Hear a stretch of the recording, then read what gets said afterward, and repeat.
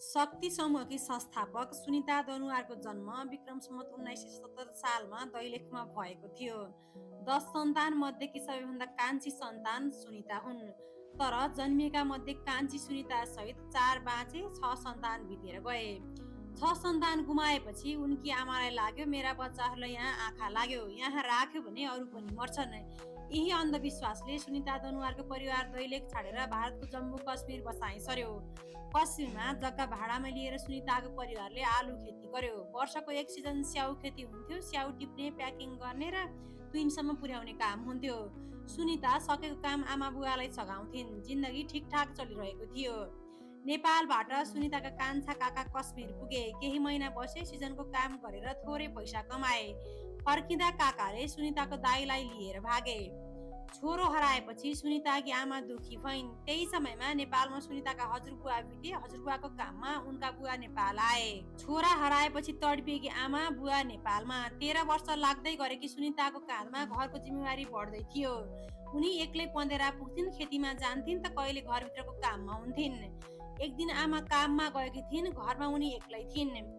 त्यही बेला एक 37 वर्षीय पुरुषले उनलाई बलात्कार गर्यो। आमा खेतबाट फर्किँदा उनी अर्धचेत अवस्थामा थिइन्। आमाले उठाएपछि उनले आफूलाई घटेको त्रासदी सुनाइन्। आमा छोरी दुवै मूर्छा परेर रोए। केही दिनमा उनका बुवा नेपालबाट फर्किए। उनले खुसी हुँदै घरमा भागेको छोरो नैनीतालमा भएको खबर सुनाए। उनकी आमाले छोरी बलात्कृत भएको खबर सुनाइन्। लामो समय सन्नाटा छायो घरमा। बलात्कारीमाथि कानुनी कारबाहीको कुरा कसैले सोचेन। त्यसपछि पनि ऊ सुनिताको पिछा गरिरहेको थियो। सुनिताका साइला काका नेपालबाट बेला बेला कश्मीर गइरहन्थे।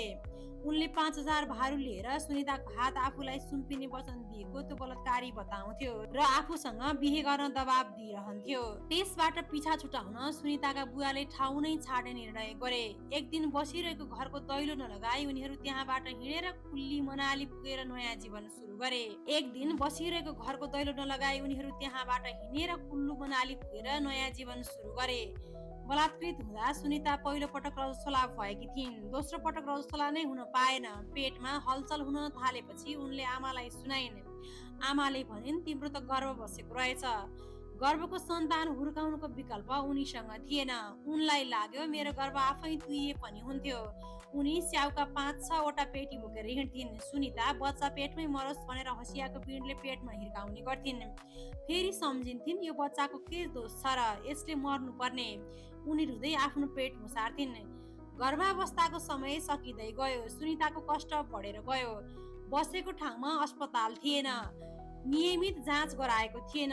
एक दिन बिहानै सुनितालाई व्यथाले च्याप्यो। उनले बच्चा जन्माउन सकिनन्। साँझ उनका बुवाले नजिकै रहेका अहेब बोलाए। उनको शारीरिक अवस्था बच्चा जन्माउन सक्ने बनेकै थिएन। अहेबले ब्लेडले योनिद्वारा चिरेर बच्चा निकाले। पेटमा हुँदा मृत्युको कामना गरेको बच्चाको जन्मेपछि भने सुनितालाई माया लाग्न थाल्यो। कुमारी आमा बनेपछि समाजले उनलाई अस्वीकार गर्न खोज्यो। वरपरका मानिस उनलाई शङ्कालु आँखाले हेर्थे। उनको बच्चाको बाउ खोजिरहन्थे। उनको चरित्रमाथि प्रश्न गर्थे।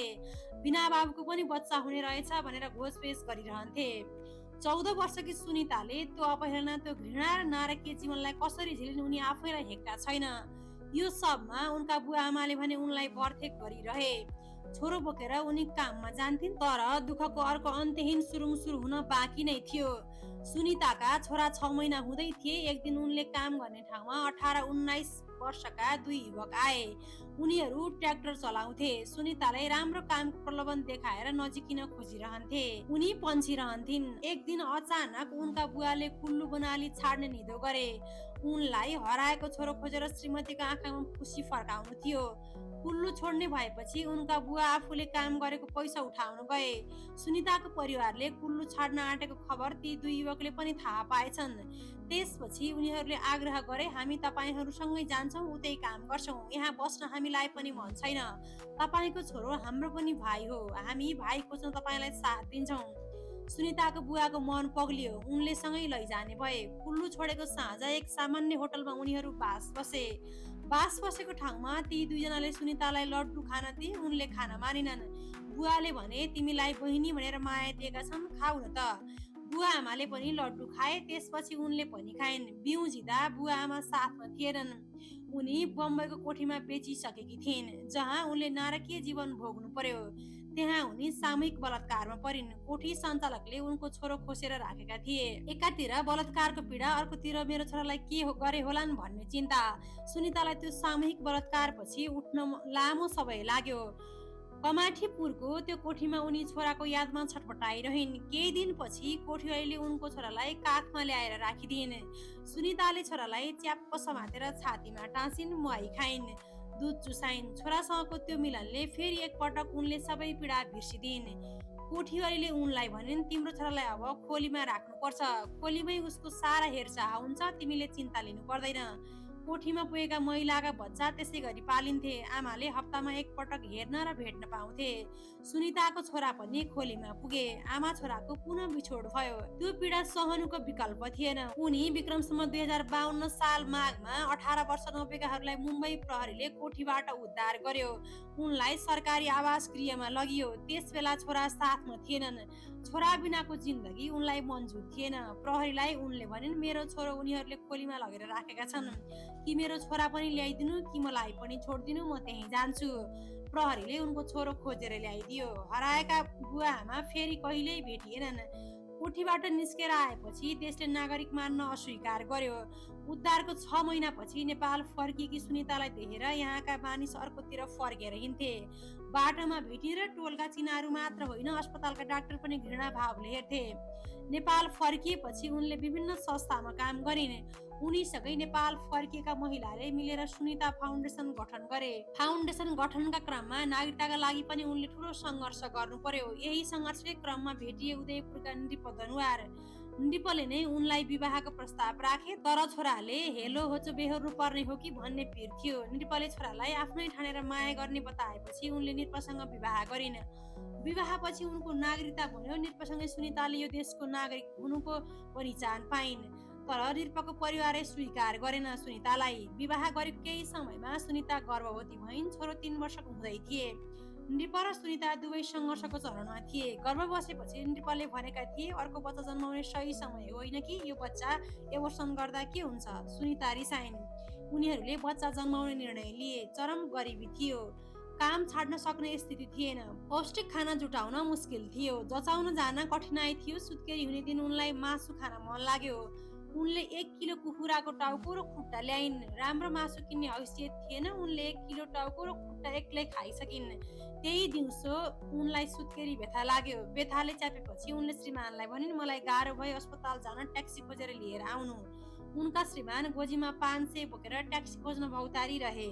आफूसँग भएको पैसाले अस्पताल लगेर श्रीमतीलाई सुत्केरी गराउन सकिँदैन भन्ने भएपछि यो पैसाले बरु श्रीमतीलाई मासु खुवाउँछु भन्ने सोचेर फर्किए। उनी फर्किँदा सुनिताले छोरीलाई जन्म दिइसकेकी थिइन्। छोरी जन्मिएपछि उनको साल झरेन। सुनिताकी घरबेटीले चप्पलले ढाडमा हिर्काइन्, त्यसपछि साल निस्कियो। घरबेटीले उनकी छोरीलाई सफा गरेर सुनिताको छेउमा राखिदिइन्। छोरीको आगमनले नृप र सुनिता खुसी थिए। सुनिताले 1.5 महिना अफिस बिदा पाइन्। त्यसपछि नृपले काम छोडे। सुनिता काममा फर्किन्। नृप हरेक दिन ओरेटको गेटमा छोरी लिएर दुध खुवाउन जान्थे। सुरक्षा गार्डले भित्रैसम्मका मानिसको दुर्वचन सुन्थे, मनभरि बनाउँथे। कहिले काहीँ झगडा गर्थे। एक दिन अफिसका ठुलै पदाधिकारीहरूले सुनितालाई झपारे, यो बच्चा हुर्काउने ठाउँ हो भन्दै। महिला र बालबालिकाको अधिकारका लागि काम गर्ने संस्थाका मानिसहरूको सोचाइ सुनेर सुनिताले आफैलाई धिक्कारिन्। सोचिन्, हामी के बाल अधिकारका क्षेत्रमा काम गर्छौँ कि अधिकारका कुरा गर्छौँ।